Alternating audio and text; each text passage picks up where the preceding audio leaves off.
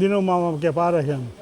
જ્યુબેરી market આવ્યો છું, વર્ષોથી લેવા આવું છું શૈલેષભાઈ પાસેથી. બટાકામાં રીંગણા લીધા, ચોરાના બી લીધા, વાલના બી લીધા, ઓળાના રીંગણા લીધા, સકરિયા લીધા, લીંબુ લીધું, બધા લીધા. ભાવ દોઢા ભાવ છે. અને કે આ માવઠાના હિસાબે છે, એને વાગતો નથી કાંઈ બચારાનો. આવક ઓછી છે, હજી એમ કે છે 15 પછી ઘટશે. હું આ 40 વર્ષથી આ માર્કેટ. મારું નામ દેવચંદભાઈ રામાણી, જુબેલી શાક માર્કેટ. શાકભાજી મારા પપ્પા પણ શાકભાજી વેચતા હતા. માર્કેટ જદુની બહેની અંદાજે 45-50 જેવું થયું. હું 30-35 વર્ષથી બે મારા બાપુજી પહેલાં બેસતા. શાકભાજીમાં એમ ગણતરી કરો ને તો વરસાદના હિસાબે અત્યારે 80% ખેડૂત એમ કે 80% માલ ફેલ થઈ ગયો, 20% માલ અત્યારે આવે છે. અને તમામ શાકભાજી જે અત્યારે વરસાદ પહેલાંના જે હતા ભાવ એને અત્યારે ડબલ ભાવ થઈ ગયા, અને અમુક તો 3 ગણો ભાવ થઈ ગયો એવું પણ કહી શકાય.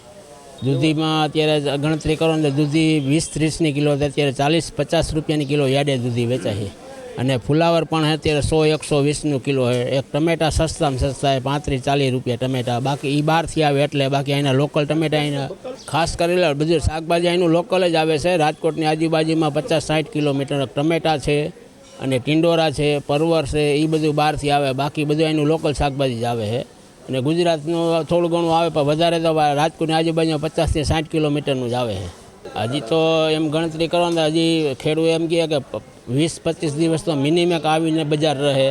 નવો માલ ચાલુ થાય, નવો માલે વાવેતર થયા પછી 2-2.5 મહિને ચાલુ થાય, એટલે હજી તો 1 મહિનો તો મિનિમેક ખેંચવાનો રહે આવા ભાવમાં. અને હજી શાકભાજી બહુ સારું આવતું નથી, પાણી ચડી ગયેલું આવે, બહુ ટકે એવું નથી આવતું. અને ખાસ કરીને ખેડૂત એમ કહે કે હજી વરસાદ હવે જો ન આવે તો સારું, ન કરતો કાંઈ પણ એક ડીટવી પણ શાકભાજીનું બચે એમ નથી, એવી પોઝિશન થઈ ગઈ છે. એ ખેડૂત 30-30 ભારી 40-40 ભારી શાકભાજી લાવતા, અત્યારે 8-10 ભારી શાકભાજી લાવે. રીંગણા પણ જોવો તો 100ની આડેગાળે યાર્ડે વેચાય છે. ગલકાભાઈ 50-60ના કિલો વેચાય છે. ચોરાપા 80-100ના કિલો યાર્ડે વેચાય છે. ભીંડો પણ 70-80નો કિલો યાર્ડે વેચાય છે. ગુવાર 100-110નો યાર્ડે વેચાય છે. હોલસેલ ભાવ એ ભાવ અત્યારે થઈ ગયો. છૂટક અત્યારે અમે 30નો 40નો 250 ગરાગે પણ લેતા નથી. 10 ગરાગમાંથી 1-2 ગરાગ માંડ લઈએ. શિયાળામાં દર વર્ષે આ વર્ષે અત્યારે નવું ચાલુ જ થયું હતું શાકભાજી, અને સીધો વરસાદ દાબ્યો ને એના હિસાબે અત્યારે સસ્તું શાકભાજી હોય હાવ.